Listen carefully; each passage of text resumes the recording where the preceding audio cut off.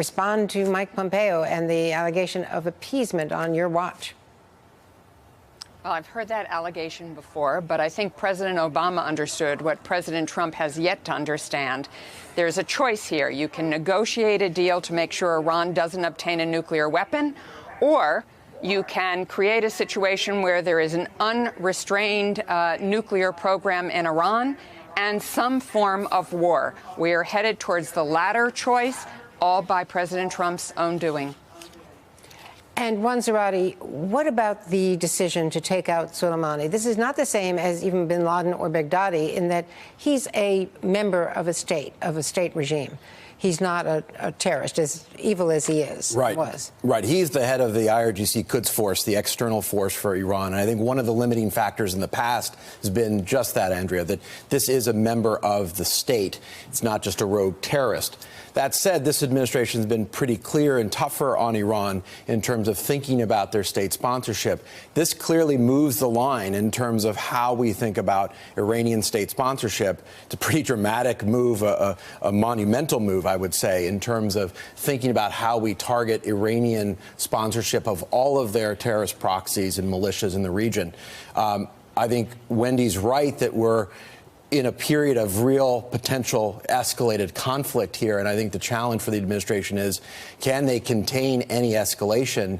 And does this long term actually deter the Iranians? Or does this put us in a position where we're in a more heightened state of conflict? And I think that's the real challenge right now. And the Revolutionary Guard was declared a terror organization some months ago by the State Department. And some of us were pointing to that as the predicate for exactly this happening, but it didn't get a whole lot of attention. That's right. And this is important because the administration has been trying to change the narrative, which is to say Iran has been emboldened. Qassem Soleimani is the grand master of this emboldened external strategy. They're trying to animate terrorist and proxy actors for the ability to drive Iranian interests, to undermine American interests.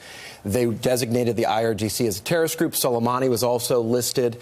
There was greater talk about Soleimani being behind human rights violations as well. So there was an entire narrative shift to try to label them as a terrorist organization itself. This is the maximalist view of that, which is to say we're now going to strike the head of that group because he presents an imminent threat to the U.S. and is behind all of these actions.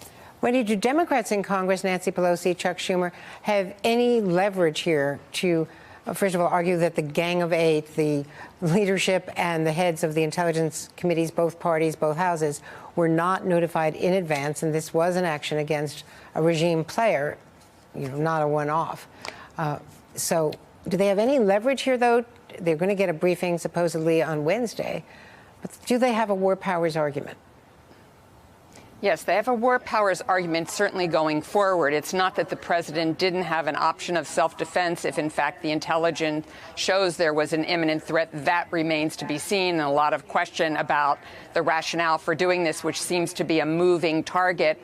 Listening to Secretary Pompeo on the Sunday talk shows, basically saying, well, you have to look at the entire context and the history and what might come forward, which sounds a little less than imminent. In my view, it's not to say that Soleimani was a good guy. He was a ruthless killer, and nobody mourns his death. The question is, what are the consequences and the outcome? Nancy Pelosi has said she's going to introduce a resolution that there must be war powers consideration and a vote by the Congress before the president takes us to war. But we've got an awful lot going on here, Andrea. On Friday, the European Union is going to have an emergency meeting to decide what it's going to do about the Joint Comprehensive Plan of Action. And we've seen President Trump really destroy every institution in front of him to say that culture doesn't matter, history doesn't matter, institutions don't matter. And in fact, he is destroying a piece that we had of peace. Ambassador Wendy Sherman, Juan Zarate, thank you. A lot of fallout